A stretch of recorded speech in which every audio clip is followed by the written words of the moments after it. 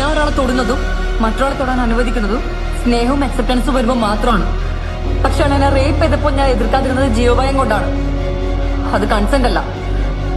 Consent ആരും വ്യാഖ്യാനിക്കാനും ശ്രമിക്കണ്ട.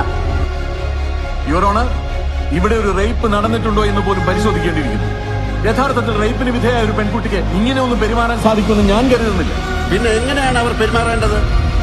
അപമാനം ഭയന്ന് എല്ലാം ഉള്ളിലൊതുക്കി വിധിയെന്ന് കരുതി സ്വയം ആശ്വസിച്ച് നിശബ്ദരായിരിക്കണമെന്നാണോ താങ്കൾ ഉദ്ദേശിക്കുന്നത്? കാലം മാറി സാർ. പുതിയ തലമുറയിലെ പെൺകുട്ടികൾ അങ്ങനല്ല. അവർ വ്യക്തമായി വിളിച്ചു പറയും ആരാ, എന്താ, എങ്ങനെയാന്ന്. അത് ഉൾക്കൊള്ളാൻ പറ്റാത്ത താങ്കളുടെ പ്രായത്തിന്റെ സങ്കുചിത മനസ്സിന്റെ പ്രശ്നമാണ്. But you try to change, Mr. Senior.